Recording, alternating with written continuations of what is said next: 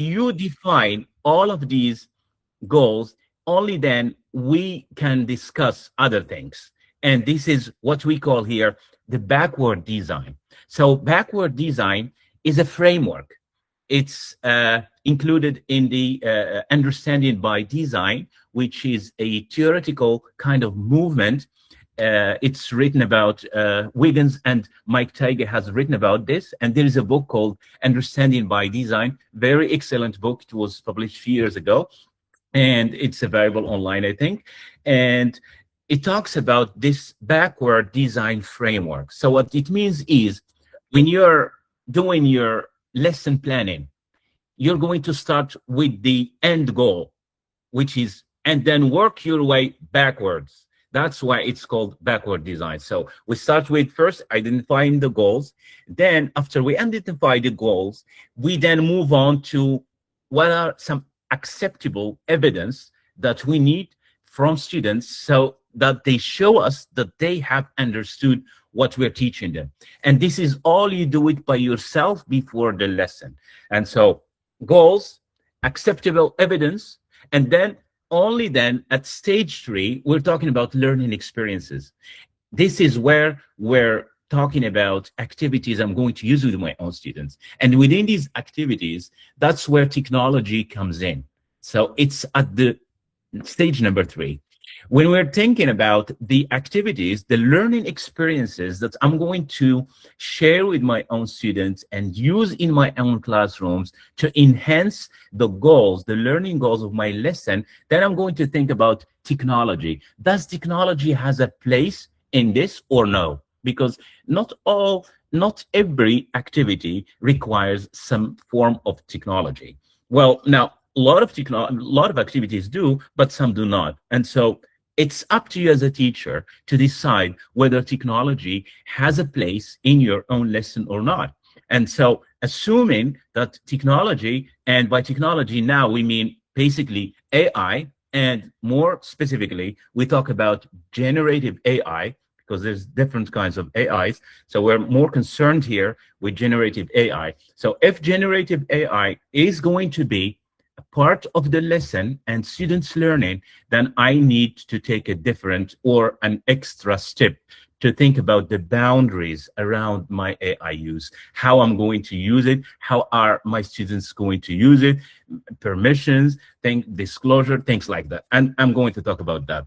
All right, so let me give you an example of an activity that we do in our classes as well. For instance, let's say I'm going to teach argumentative essay to my students. Now, I'm planning a lesson about argumentative essay. First thing I do is I identify what are the goals of this lesson around argumentative essay. For instance, for this lesson, I want my students to be able to develop clear claims. I want them to be able to support their claims with evidence, to provide counter arguments. I want them to organize ideas coherently. So this is just a sample of the learning goals that I want my students to develop by the end of this lesson. Now, that's number 1. Now, number 2 is, when I identify these goals, I go ahead and say, what are the pieces of evidence that the students need to provide me to prove to me that they have developed the skills that I want them to develop. For instance, I want them to provide me with an annotated outline, or a thesis statement, or a full essay, or whatever kind of deliverable you want your students to provide you. That's number 2. Number 3 is the activities. Now, when I'm planning a lesson around argumentative essay, I'm going to ask myself, how is AI going to help me plan this lesson?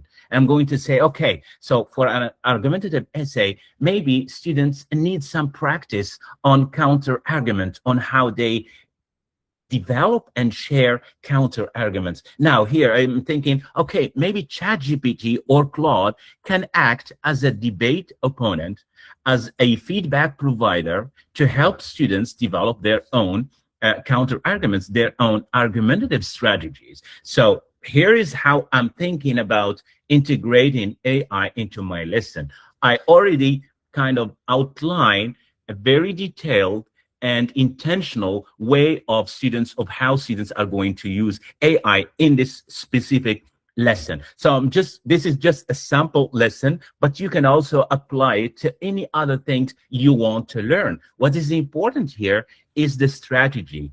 It's the process. It's the roadmap that we're going to use every time we integrate AI in our teaching. Now, as I said, when I say, okay, I'm going to use ChatGPT or Claude with my students, let's talk about the boundaries. For this lesson, for instance, some of the boundaries is I ask my students, you're not allowed to provide me with a full essay written by ChatGPT.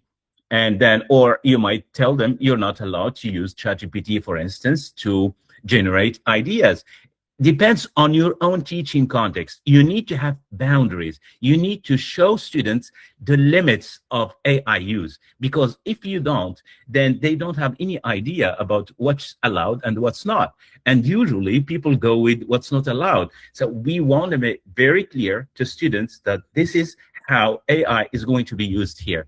And you also can discuss with them very different kind of uses, and we'll talk about them later on. So the thing from this one here, what I want you to keep in mind is when we're working with AI, we need to have a very clear, well-structured strategy to use it. You start with the goals, and then only then after that, we're talking about the tools.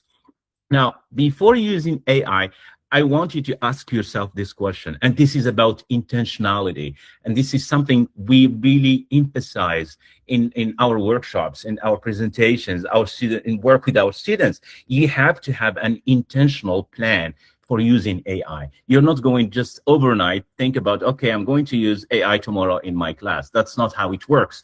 The way it works is you're going to have some planning done before, and well planning.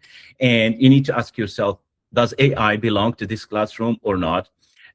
How is AI going to help me improve my own teaching and improve my students' learning? Will it support their thinking? Will it harm their thinking?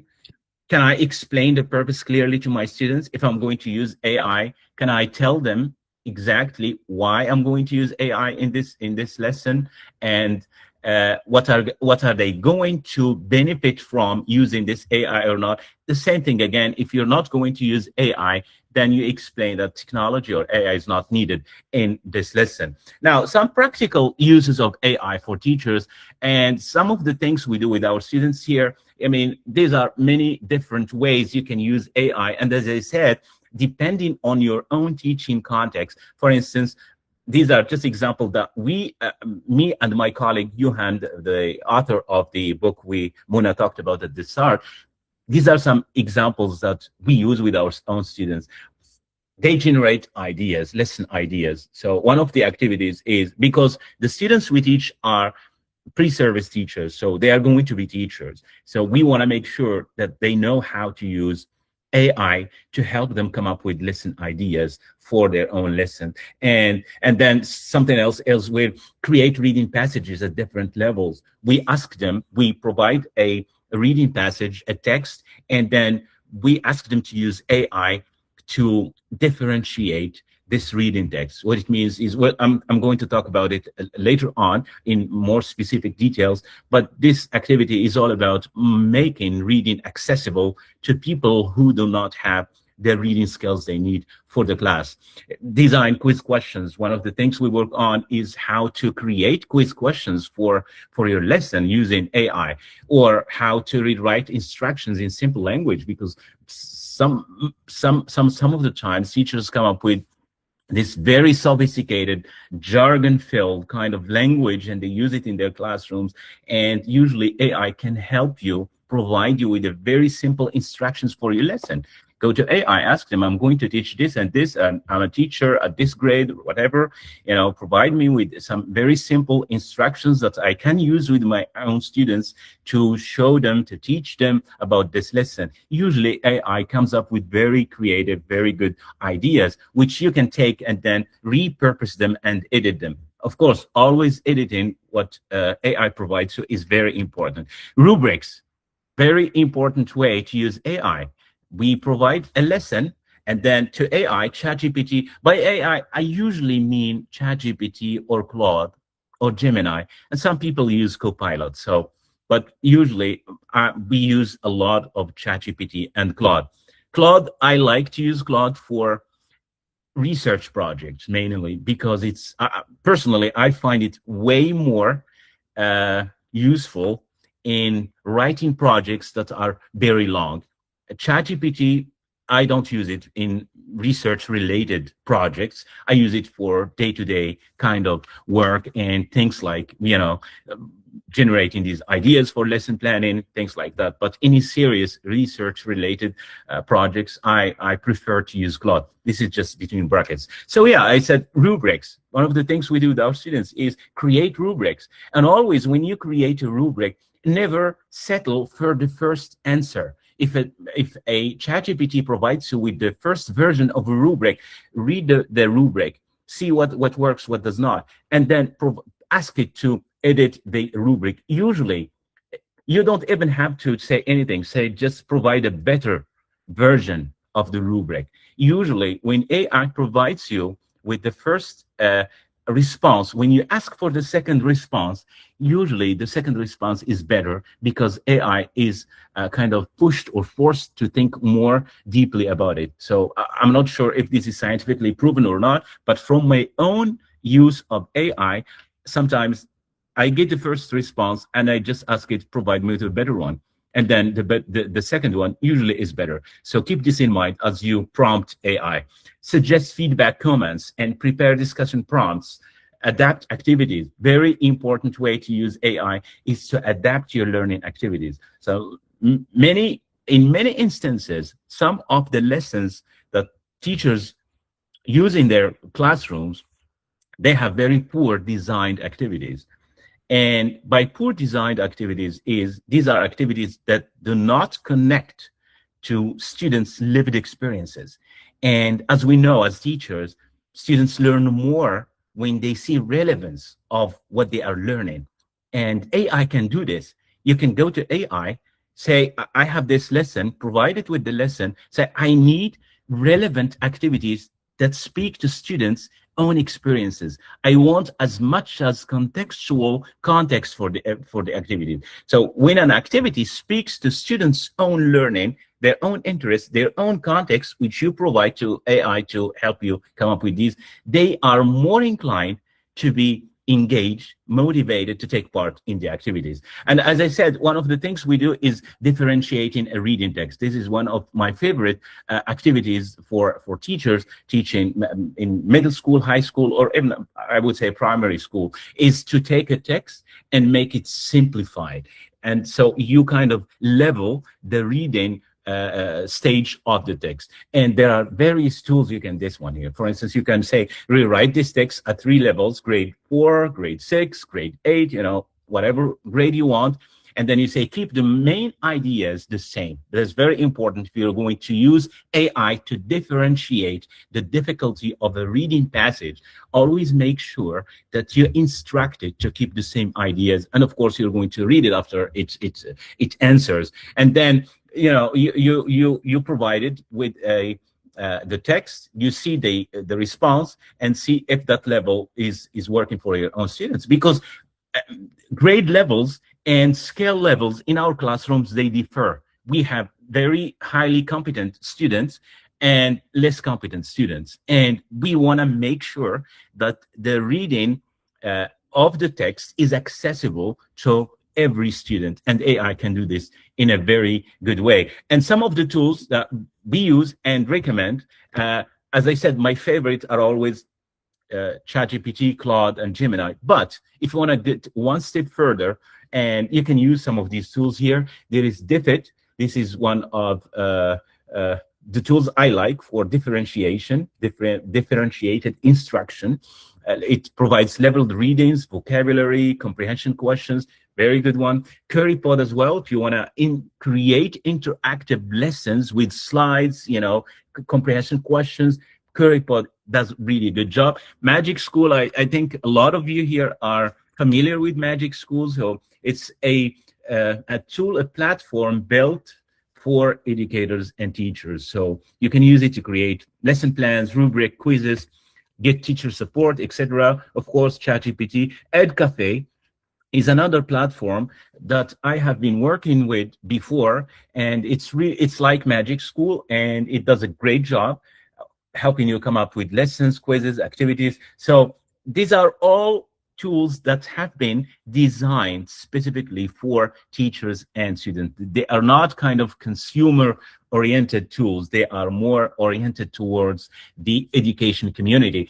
Other tools here include Almanac, another good curriculum planning platform, Brisk Teaching, another powerful tool as well. It's very good. It has this extension that you can use in your Chrome to help you turn YouTube videos into teachable materials. That's what I like about Brisk Teaching. It helps me a lot with, working on video stuff like YouTube, like, or any other video hosting platforms. You can take a video and turn it into a teachable lesson for your own students.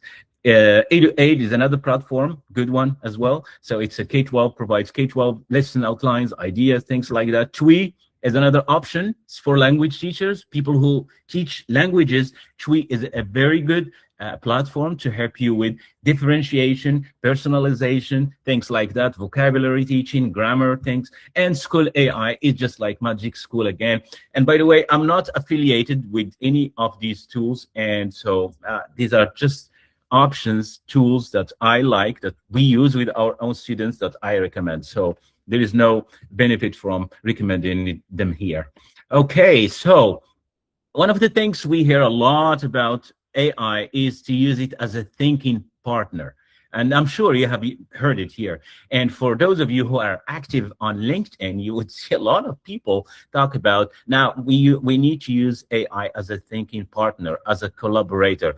But what does it really mean to use AI as a thinking partner? And this is what I'm going to talk about here. So one of the things that teachers talk about when they use AI is to brainstorm ideas. First, go to ChatGPT if you have a topic and brainstorm ideas. And I always say, for me at least, that's the wrong starting point.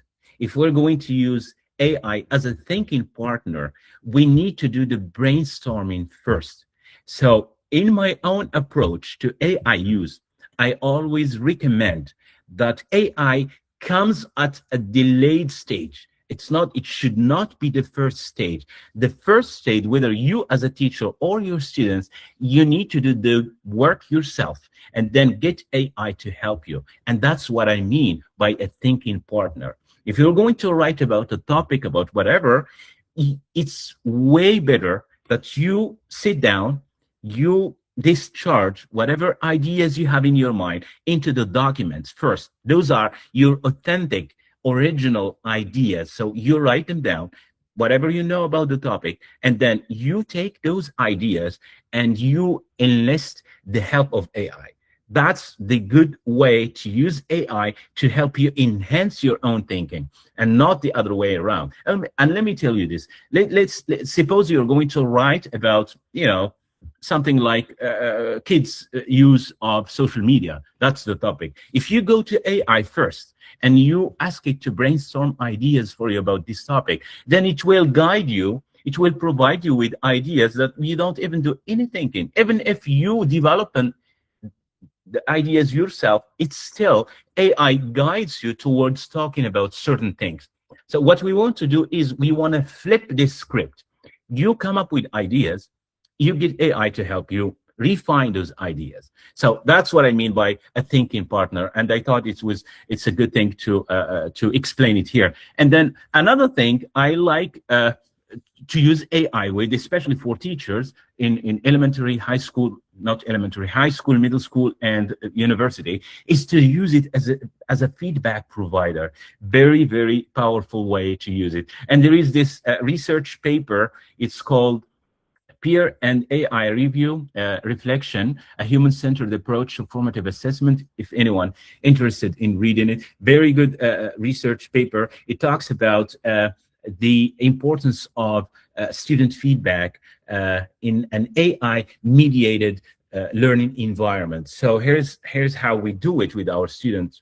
If we have an activity, let's say we ask them to work on a research project, and then we ask them to we want to use feedback, the feature of feedback in AI. Here's what we do. First, we kind of arrange students into different groups, and then each group in pairs, for instance, they exchange their work, and then they give feedback on each other's work. That's done in classroom, and they don't have to use AI. They just read their students' work, they provide feedback to them. The same thing, the other students provide feedback to their peers. Now, that's number one. That's human-generated feedback. Now, the next one is AI generated feedback. Now we ask them to use AI to get feedback on their projects. And then when they get feedback from their project, we ask them to compare the feedback they get from AI and the feedback they get from their peers.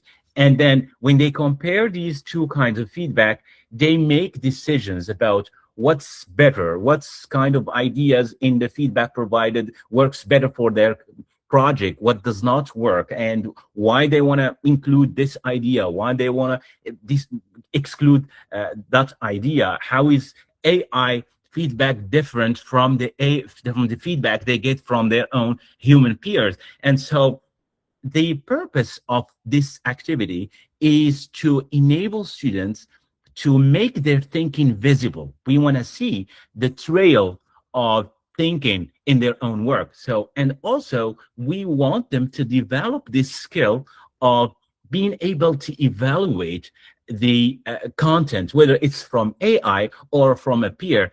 Evaluative judgment is very important for students and teachers as well. And also the third thing we want them to develop is the decision making. Each time you say, I'm going to use this and not this, I like this and not that, you are engaged in a process of decision making.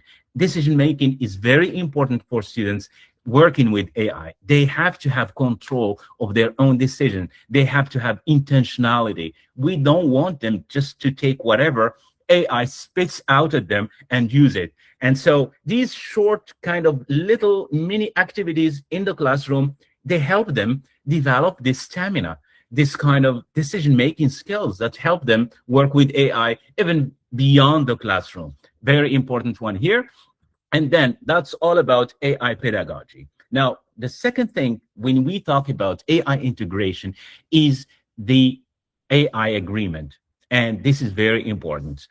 An AI agreement, some of the schools, I'm not sure about your schools, but here in Canada, for instance, in my own university, we have a policy for AI use. And this is the general policy for the whole university, the whole departments. And so what I do is I take this policy, I read it, and then based on this policy, I go to my students, to my classes, and we create. I don't want to use the word policy with my students. I call it agreement. And so I say the first session, the first class with my student is we create an agreement. That's the first thing we do. I say, okay, here's the thing. AI is going to be part of this class. And they will be using AI. So you say, okay, now we need to create an agreement. It's not a policy because policy has this bureaucratic top-down kind of authority. Agreement is a document, something that we agree together to create. And this is more, I mean, students like it more when it's an agreement and when they feel that they are involved. And university policy comes from the top. This agreement, it's created, co-constructed by them. And so what I do is I prepare some certain points that I like to talk to them about. For instance, what they are allowed to use, what they are not, what is AI assistance permitted, what constitutes a academic misuse of AI, things like that. And we have certain discussions. And then based on these discussions, we create our agreement. They said, okay, in this classroom, we are going to use this. And then we keep a copy of this agreement together. And each time a student has let's say, was engaged in a misuse of AI. So what I do is I bring out the agreement and we talk about it. I say, okay, we agreed on this and this. We agreed that you're not supposed to provide me with an essay that is generated by AI with no intervention from your part. They would say, okay, so this is in our agreement and you agree to it. So what are we going to do? And then you talk about it. It makes it very easy to have discussions about AI use because A lot of teachers, they come to this with a very rigid, very kind of strict mentality of cheating, of, academic misconduct, things like that. We don't want this kind of relationship with our students when we're talking about AI. We want them to embrace it. And by the way, if you ban AI in your class, the students are going to use AI, whether you want it or not. So the philosophy here is, it's better that their use is becoming visible to us as teacher than hidden.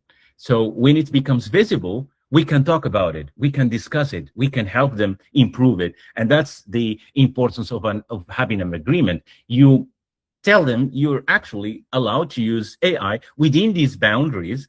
And if you go out of these boundaries, we need to talk about it and we need to have a discussion. And there are different ways to talk about it. So for instance, with young kids, one of the activities is to have the traffic light metaphor here is very good way. With high school students as well, green light is the activities, the things that you are allowed to use AI in, like brainstorming, feedback, and practice questions, vocabulary, etc. Yellow light is, this is the area where you have to be careful. You are allowed to use AI, but you're not allowed to use it in other ways. You have to be very careful in your own use of AI. For instance, when you create an outline, this is a yellow light area, which means you can use AI to help you create an outline, but you have to edit the outline. You have to include your own things, work on it substantively to be yours.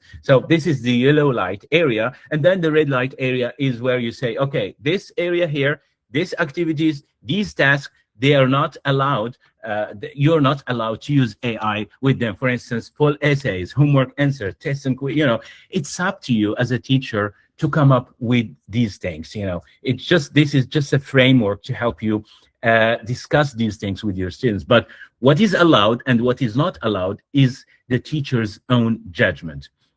And, disclosure, student AI disclosure.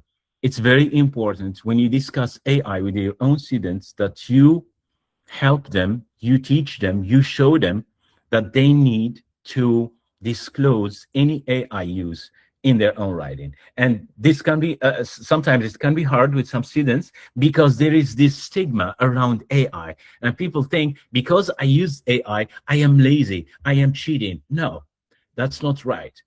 Cheating, laziness, misuse of AI comes from certain ways of using AI. It does not come necessarily or automatically just from using AI. There are some uses of AI that are okay, but there are other uses which can fall under this category. So not every AI use is a misuse, and not every AI use is an academic misconduct. And so encourage your students, and you do it yourself as a teacher too. Say, okay, I worked on this lesson. I used AI to help me come up with these slides, like these ones you're seeing right now here. I used ChatGPT to help me come up with the slides. I did my script, I changed it, and then I asked, you show them. And then by showing them, students feel at ease. They feel that, okay, AI is welcome in my classroom. I can use it. I need to use it in a very ethical and responsible way. That's the message you're sending them. When you tell them, I use AI and this, you're welcome to tell me how you use AI. That's the message they get. They get that we can use AI, provided it's used in a responsible and ethical way. And there are various statements they can include in their own work. For instance, they can say, I use AI to help me brainstorm ideas, or I use AI to get feedback on my draft. I use AI to simplify a difficult test. Just make it a routine habit in your classroom that students talk about their AI use until they get used to it and becomes a second nature. Whenever they use AI, they'll come and say, okay, I used AI this and this. Of course, some students will never disclose AI. Some students will, cheat. Well, these are things that happen in every classroom around the world, and we're not talking about those because we want to target those students who are really who want to invest time in their own learning. And the disclosure requirement, for instance, at the university level, for my own students, for instance, when I ask them about disclosure, I want them to tell me the tool they use And the prompt, sometimes I ask for prompts. What kind of prompt did you use? Because the prompt usually tells me a lot about the thinking that the student has put into the writing of the prompt. So a well-defined, a well-structured prompt tells me that the student has put more work into writing that prompt. And so sometimes, yes, I ask for prompts to see how they interacted. Sometimes I ask for the, in certain activities, especially in small classes where I have just few students, you can ask them to provide you with a version of their interaction with AI, and you go through it. That's the problem with large classes. You can do that. But and then sometimes I ask them about what changed. If you use AI, what stage did you use AI at? Is it the first stage of your writing the research, or the middle, or at the end? I usually don't like the first stage, I say. I always tell them, don't use it at the first stage. But then when they tell me they use AI at this stage, and then I would ask them, how did it help them? What changed? This helps them develop the metacognition, that is thinking about their own work. And this helps them develop the skills to use AI in a more ethical and efficient way. So, and then the last one here is assessment. I'm going to talk a little bit about assessment, and then I will leave the floor for any questions here. So assessment is a big problem. If you're a teacher, you know that AI has really created big problems for doing assessment quizzes with students. Students are using AI to do the assessment. And if we want to understand the problem exactly, I'm going to take you back here to a discussion about the traditional way we've been doing assessment, then how AI disrupted this traditional way. Then we move on to some of the strategies and ideas to help us create more AI resistant kind of assessment. Now, the first thing is the traditional way. Before AI, here's how we used to do assessment. First, we design a task and we set the conditions under which this task is done. For instance, the time, the tools, the resources, and then we provide the task to students. Students work on that task and provide us back with a product, whether it's an essay, a research project, a report. So what we do is we examine the product as evidence of what the student knows. If a student provides me with an essay, I mark the essay and I take the essay as the evidence that the student has known this and this and this. So from that evidence that the student provides me, I make an interpretive claim. An interpretive claim is simply a grade. So I give it a grade or a feedback. So that's an interpretive claim. Now, the whole system, the whole traditional assessment system, it rests on one assumption, which is the final product that the student provides me, it reliably reflects the student's own thinking and decisions and effort. That's the paradigm of the traditional assessment. Now, with AI, this cycle has been disrupted. Now, we have the same thing. We design a task. We provide the task to students. They work on the task, on the assignment, or on the quiz. They provide answers. But the thing here is, because AI can do the task by itself, can provide answer, now the product that the student provides me is no longer an evidence. It's no longer, let me say, the product alone is no longer evidence that the student has done some thinking, has learned, has grasped the competencies and the skills I want them. So this relation between evidence and the interpretive claim has been broken by AI. And now when a student provides me with a product, I might ask myself, does this product really reflect students' learning? So this is the kind of disruption that happens here. And when we talk about disruption, I like to talk about validity. Very important concept when we talk about assessment and how it's being now being disrupted by AI. So validity is just whether your quiz or assignment, whether it proves what the student can do. When you provide an assignment to student and you get answers, are those answers really reflective, representative of what the students do? If they do, then we have a strong interpretation of the evidence that students provide. If they don't, then we have a weak interpretation. And what we want is, when we grade a student's work, we want to be able, as a teacher, to defend the grade that I provide to students. If I give them a good grade, I want to make sure that this mark that I give them, I am able to defend it. What do I mean by that?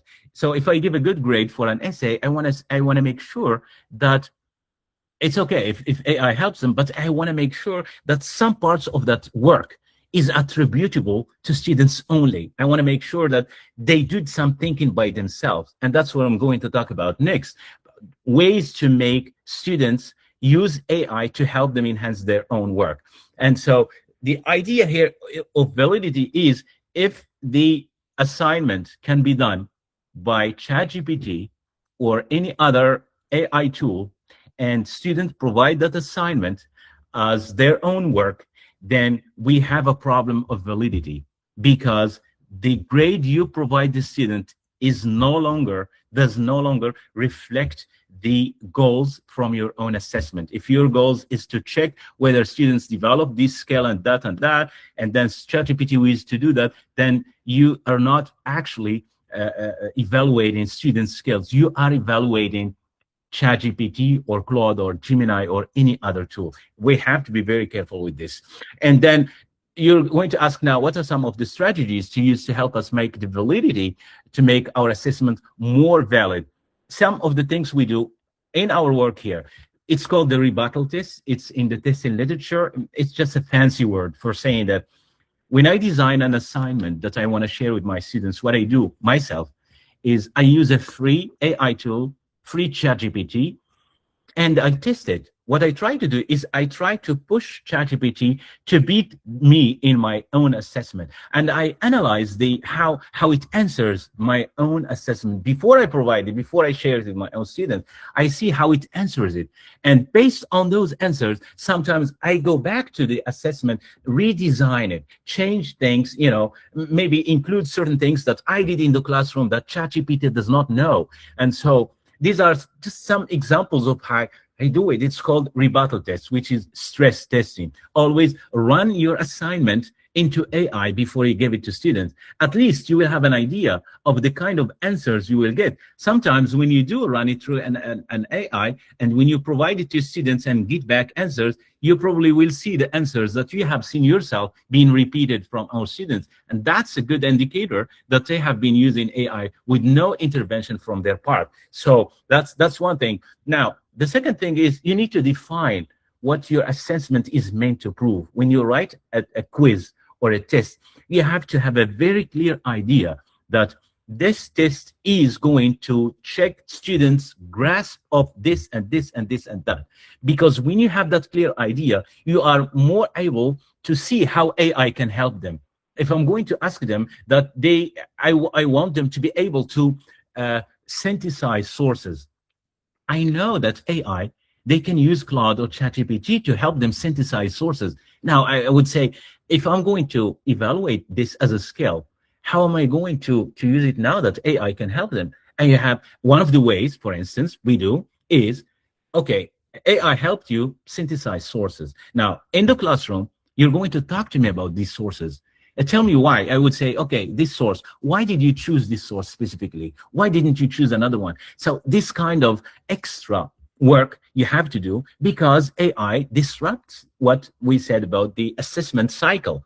And now these are just, small strategies that you need to think about when you are designing your own assessment. Always think about the presence of AI, how it can help students, and then what are extra steps that I need to take as a teacher to make sure that my students, even if they use AI, they are still able to show me, to demonstrate their own learning.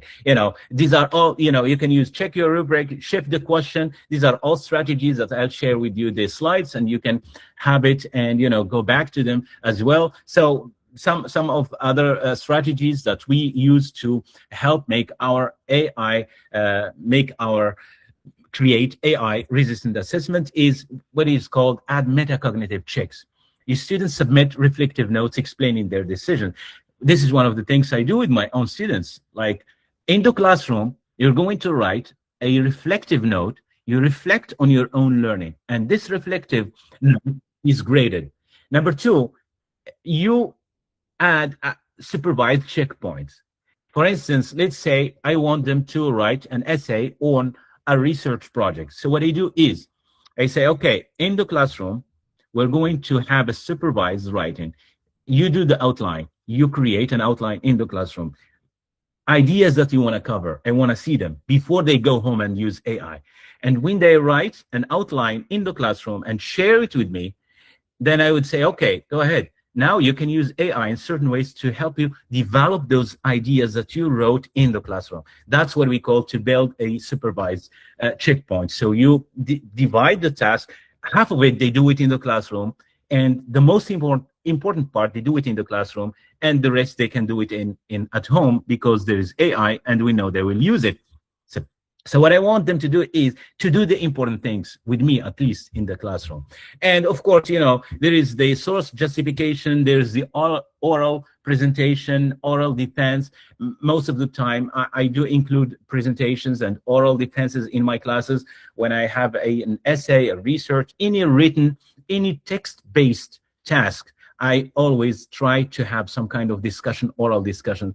When students know that even though they have written an essay at home, maybe they've used AI, maybe not, but they know that when they come to my classroom, they will have to orally defend the ideas they have. And to do that, they have to understand the essay. So if they use ChatGPT, they will be forced to go back, understand what ChatGPT gave them, and come to class ready for an oral defense. And that's very important as well. So these are all strategies that we use to help us make AI less perturbative to students' work.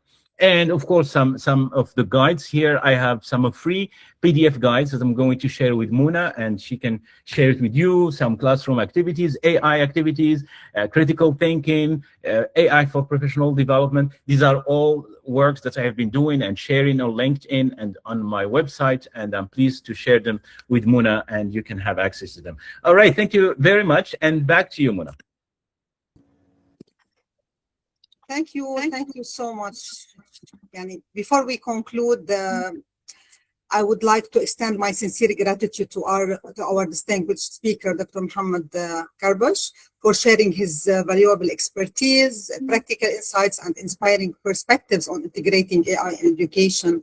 We are also deeply thankful to each participant for your time, engagement, and commitment to professional learning. Certificates of participation will be shared the chat box right now. Please make sure to write your name. So it will be delivered through our WhatsApp community group within a maximum of 2 weeks.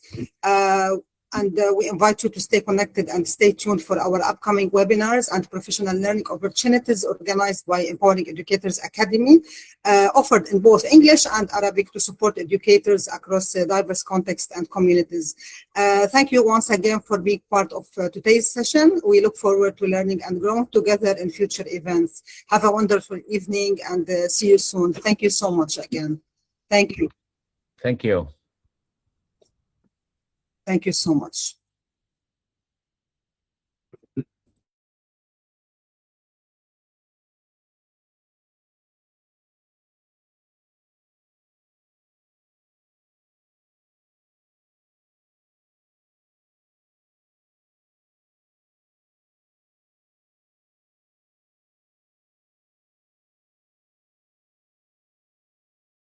Please make sure to fill the Google form and leave the session.